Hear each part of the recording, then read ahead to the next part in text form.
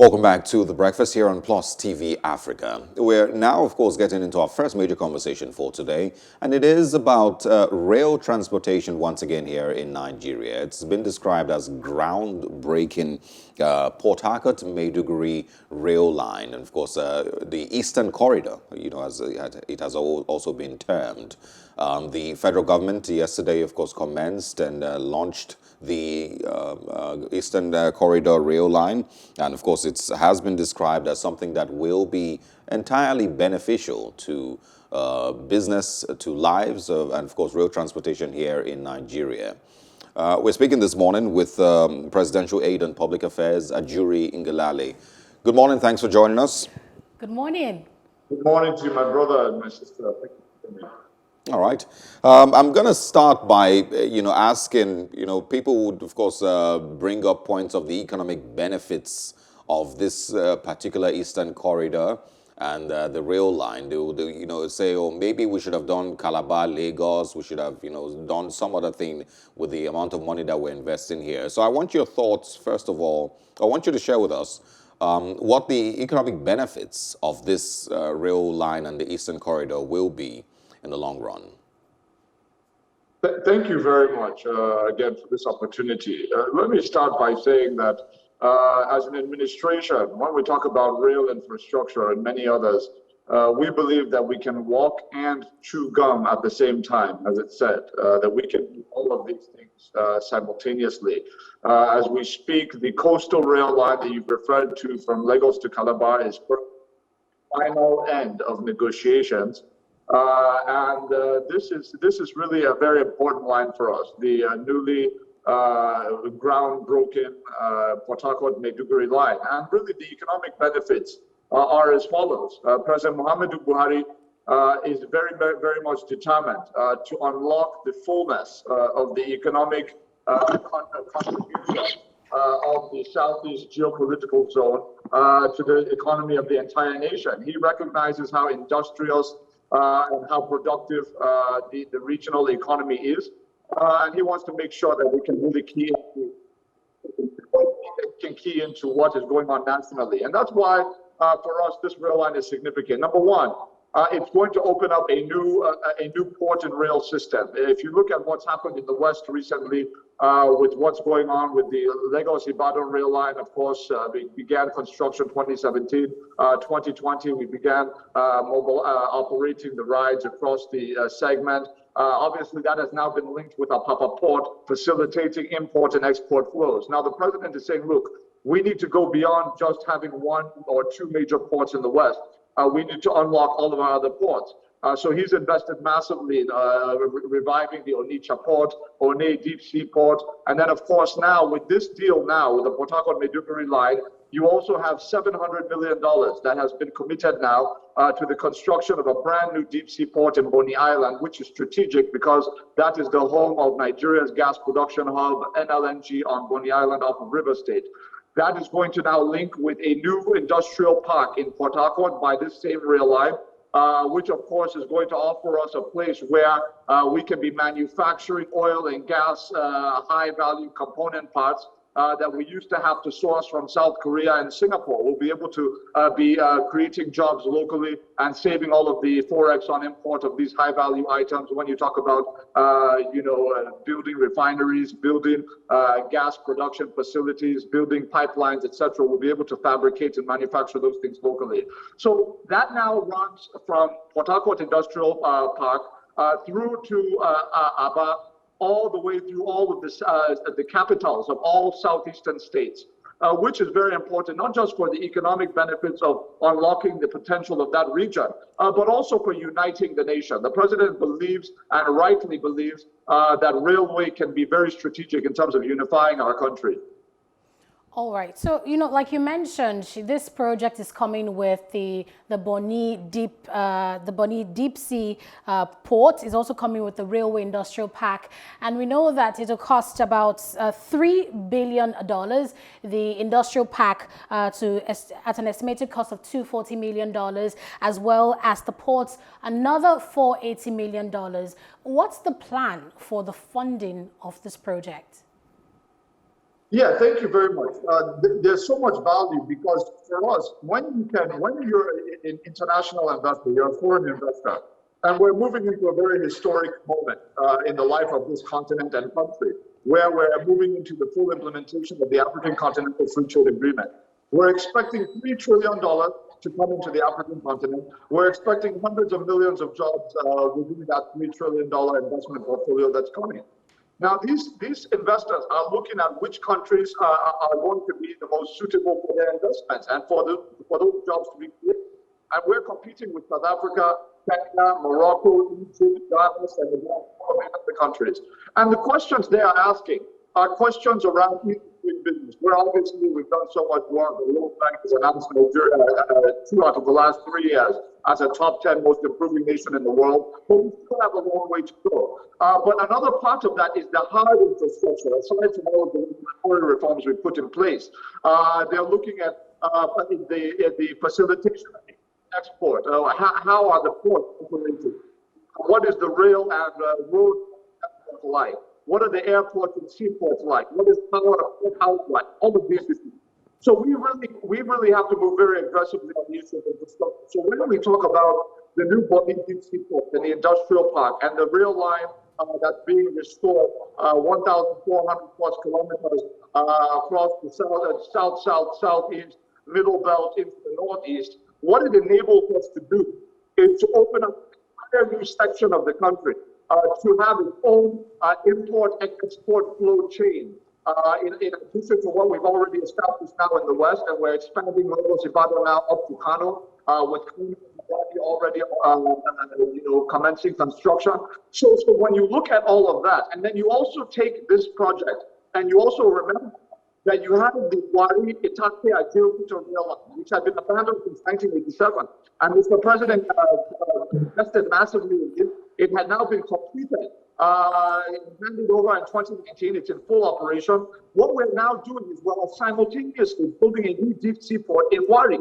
So what you're going to have is you're going to have the deep seaport in Boni, where you have the gas production facility. You're going to have the deep seaport in Wari, where we already have a high-speed rail line running out of that. And then, of course, we have the Apapa operation in the West. Ajuri, can you hold on for a minute? I'm asking about the funding plan, because the Minister of Transportation, Rotimi Amechi, mentioned that the federal government would provide about 15% of the funding of the $3 billion for the cost of this rail line, and that the rest of the money will come from Chinese financiers. So I wanted to get confirmation from you on that. Like, really, where's the funding coming from?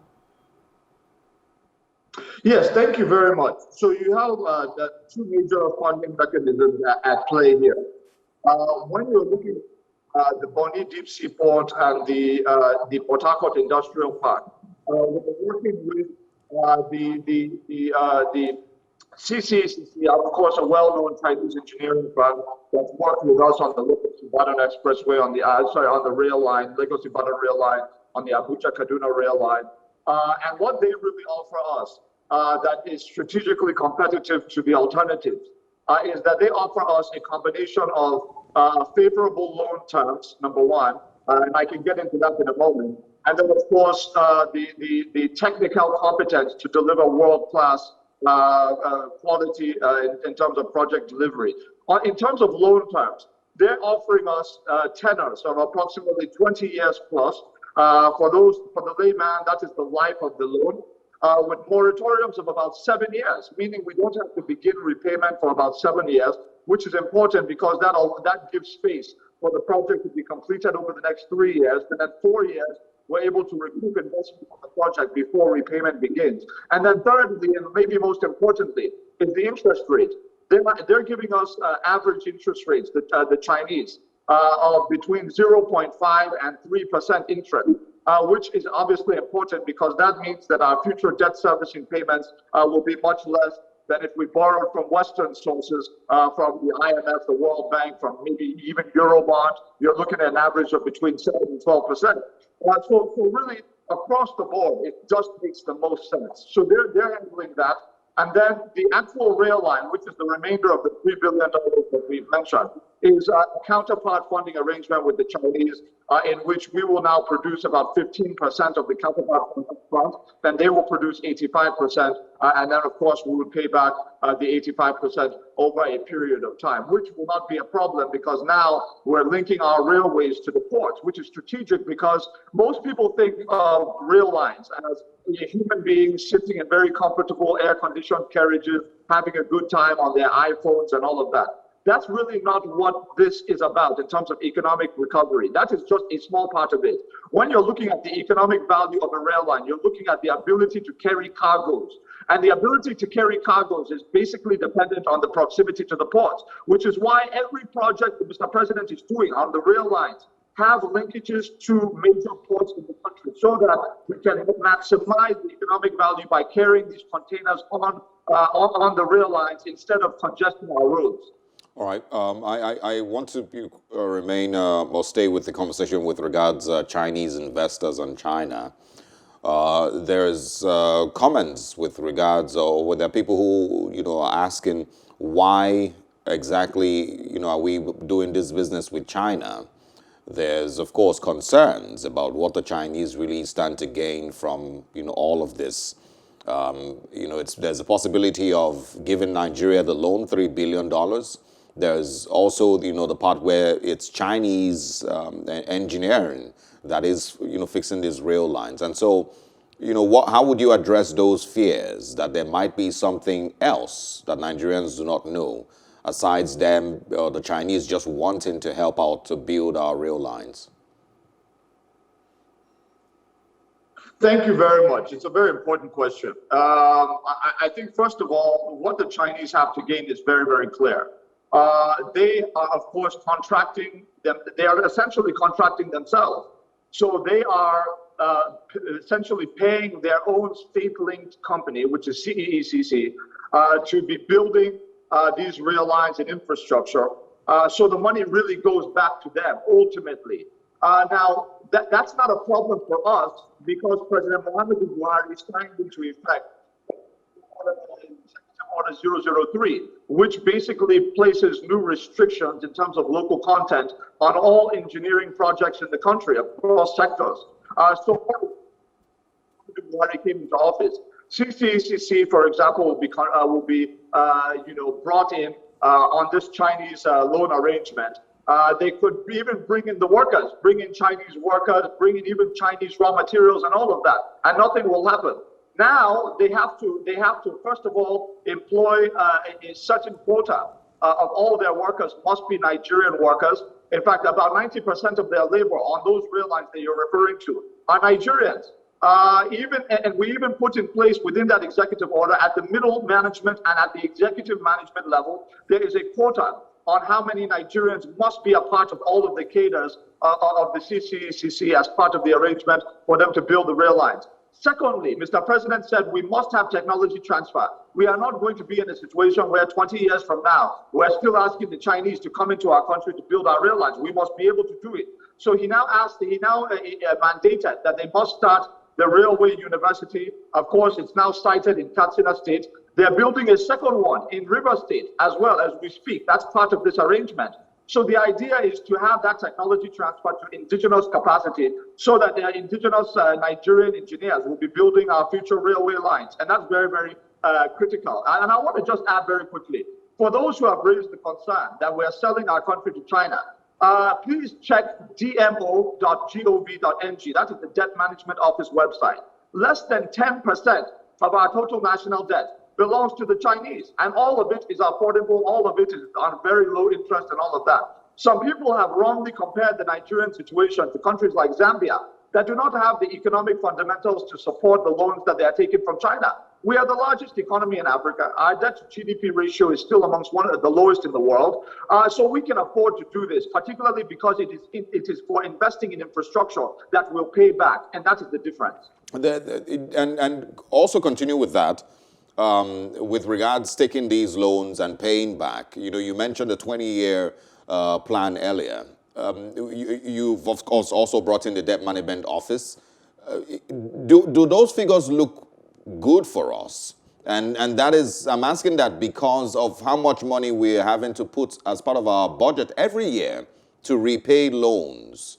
At what point do you think that we will get to, having some of these projects materialize into funding themselves so that we can, easily pay back these loans? Thank you very much. Another great question. So it's really important. Obviously, government is a continuum. And I always challenge people to not listen to just what I say, to go and verify what I'm talking about in terms of verifying some of these figures.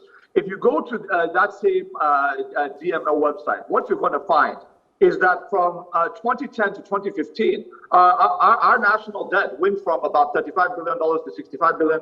Most people don't recognize that when Mr. President took office, we already had $65 billion in debt, with almost nothing to show for it in terms of infrastructure or social investment and all of that. So when we're talking about the current debt servicing payments that we're making, we're not paying debt servicing on loans that President Muhammadu Buhari took, which is about $22 billion over the last 5 years. We're paying loans on the entire $84 billion, 65 of which we inherited with nothing to show for it. So the loans that we're taking out now are not the kinds of foolish borrowing that we took in the past to pay salaries and fund corruption. These are for investments that we'll be able to pay back. So if you look at the rail lines, you asked the question, how long will it take for us to pay back?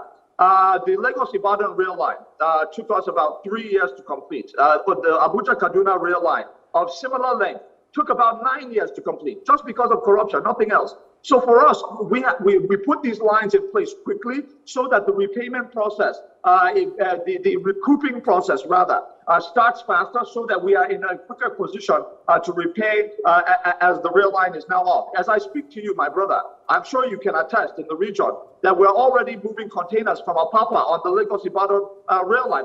We've already started. So we're already making money from the rail line, not to speak of when the moratorium is up to pay back. It is going to be the same thing with the Port Harcourt-Maiduguri project, the same thing with the Wari, Etakpe-Ajeokuta up to Abuja project that we're doing. So this is what we're doing, and this is the difference between what we've had now and what we've had before. All right.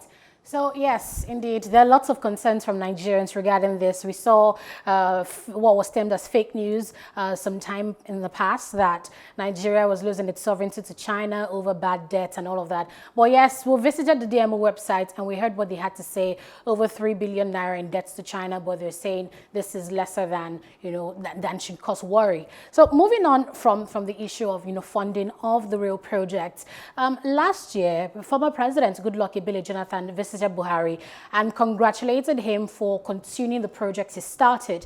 And this is one of them. Former President Jonathan started a rehabilitation drive for rail projects in Nigeria. And I like what you said earlier, that government is a continuum, is a continuous process. So what other plans does the federal government have in place to continue these vital projects that were started by previous administrations in the country?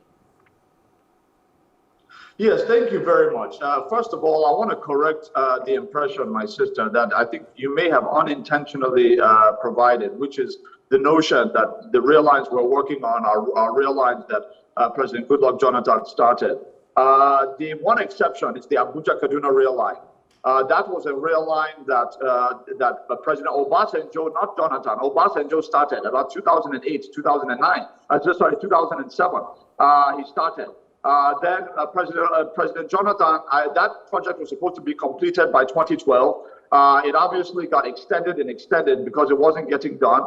President Muhammadu Buhari finished that Abuja-Kaduna rail line. We inherited it at about 80%, and we finished it in 2016. So it took about almost 9 years. Now, the Port Harcourt-Maiduguri rail line is obviously a historical colonial rail line that basically had been started and stopped many different times. I think you're referring under the previous administration to the attempt under Shore P, which is, if Nigerians recall, in 2012, there was the subsidy reinvestment program, Shore P. Everybody knows what happened with Shore P.